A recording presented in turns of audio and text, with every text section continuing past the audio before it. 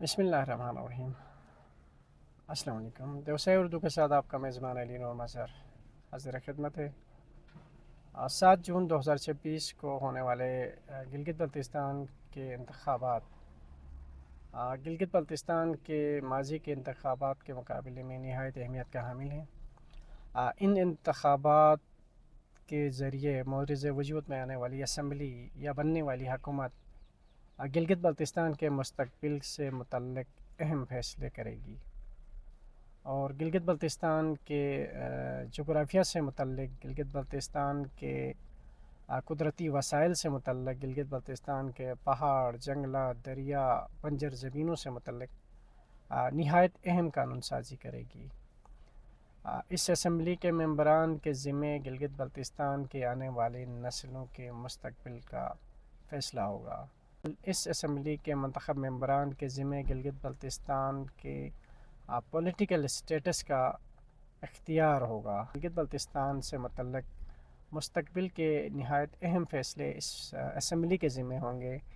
लिहाजा गिलगित बल्तिस्तान के अवाम को, गिलगित बल्तिस्तान के बाशऊर नौजवानों को वोट कास्ट करने से पहले बारीक बीनी से, नहायत ही संजीदगी से ये सोचना होगा कि उनके मुस्तक़बिल के लिए, गिलगित बल्तिस्तान के मुस्तक़बिल के लिए, आने वाली नस्लों के मुस्तक़बिल के लिए उनके हलक़े में जितने भी कैंडिडेट इलेक्शन कंटेस्ट कर रहे हैं उनसे बेहतरीन कौन होगा।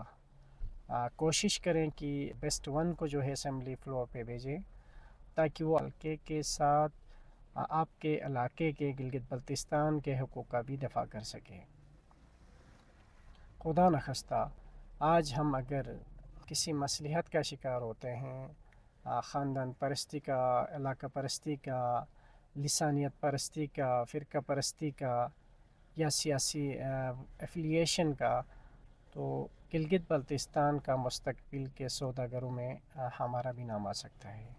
अपने वोट का इख्तियार इस्तेमाल करने से पहले 1000 बार सोचिए कि कौन सा नुमाइंदा आपके लिए, आपके हलक़े के लिए, आपके आने वाली नस्लों के लिए, आपके इलाके के लिए, गिलगित बल्तिस्तान के लिए बेस्ट हो सकता है।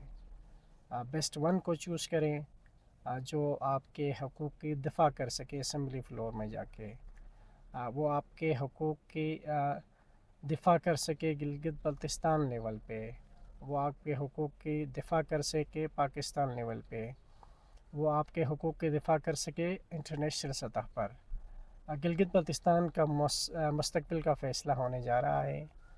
गिलगित बल्तिस्तान के पहाड़, जंगलात, दरिया, यहाँ पे मौजूद बेशुमार कुदरती वसाइल का मुस्तकिल फ़ैसला, मुस्तकिल कानून साज़ी होगी इस असम्बली के ज़रिए।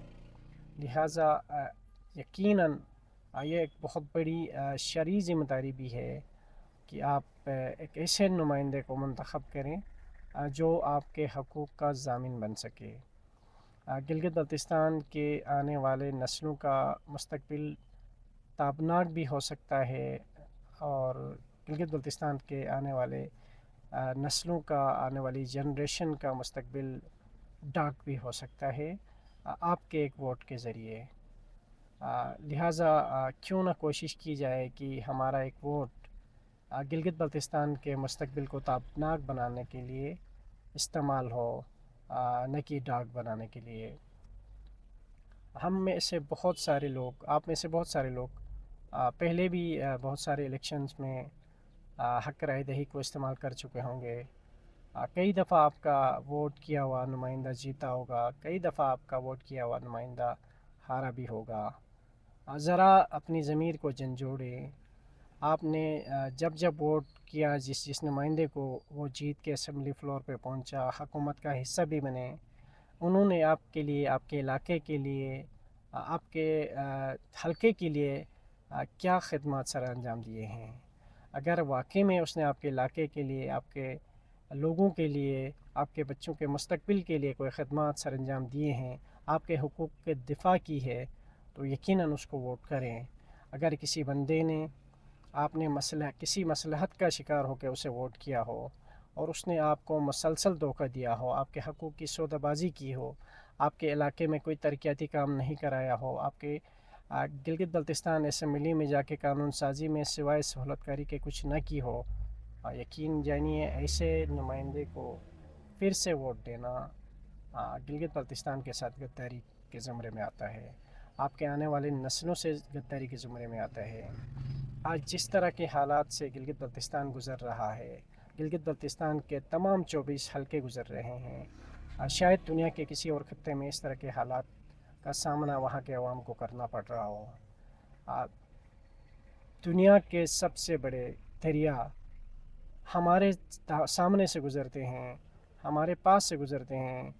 المیہ یہ ہے کہ گلگت جو کہ کیپٹل ہے گلگت بلتستان کا، اسکردو دوسرا بڑا شہر ہے، چلاس ہے، دنیور ہے، بے شمار ایسے شہر ہیں گلگت بلتستان کے جن کے مکین آج بھی پانی کے بوند بوند کو ترس رہے ہیں۔ آپ دیکھ رہے ہیں کہ آئے روز لوگ پانی کے لیے، خواتین ایون گلگت بلتستان میں یہ کلچر نہیں ہے کہ خواتین گھروں سے باہر آ جائیں، لیکن بدقسمتی یہ ہے کہ ان نااہل نالائق حکمرانوں کی وجہ سے جو ہمارے ووٹ سے منتخب ہو کے اسمبلی پہنچے، جو پچھلے 10 15 20 25 سالوں میں ہم پر حکومت کی ہے، انہوں نے ان کی نااہلی کی وجہ سے آج گلگت بلتستان کی مائیں بہنیں پانی کے لیے احتجاج کر رہی ہیں، سڑکوں پہ آ رہی ہیں، بجلی کے لیے سڑکوں پہ آ رہی ہیں، اور ایون کی دنیا کے کسی کونے میں اس طرح نہیں ہوتا ہے کہ کوئی نیشن، کوئی قوم اناج کے لیے جو ہے، آٹے کے لیے احتجاج کرے۔ بدقسمتی سے گلگت بلتستان میں وہ حالات بھی دیکھنے کو مل رہے ہیں کہ ہمارے لوگ، ہماری مائیں بہنیں آٹے کی حصول کے لیے بھی احتجاج کر رہی ہیں۔ اس سے بڑا المیہ کیا ہو سکتا ہے؟ دنیا کے سب سے بڑے پانی کے ذخائر ہمارے پاس موجود ہیں، گلگت بلتستان میں موجود ہیں، اور گلگت بلتستان کے شہری پانی پہ بوند بوند کو ترس رہے ہیں۔ دنیا کے سب سے بڑے دریا، پہاڑ ہمارے پاس موجود ہیں، گلگت بلتستان کے عوام بجلی کی ترس رہے ہیں۔ یہاں پہ 22 گھنٹے، 23 گھنٹے، 20 گھنٹے کی لوڈ شیڈنگ کا سامنا کرنا پڑ رہا ہے۔ کیا یہ المیہ نہیں ہے؟ کیا یہ نمائندے جن کو ہم نے 1 دفعہ، 2 دفعہ، 3 دفعہ، 4 دفعہ اسمبلی میں بھیج چکے ہیں، حکمرانی کر چکے ہیں، حکومت کر چکے ہیں، وہ ہمارے مسائل میں کمی لانے کے لیے کوئی اقدامات نہیں اٹھا سکے، ان کو ووٹ دینا جائز ہے؟ وہ اس بار ہمارے مسائل کا خاتمہ کریں گے؟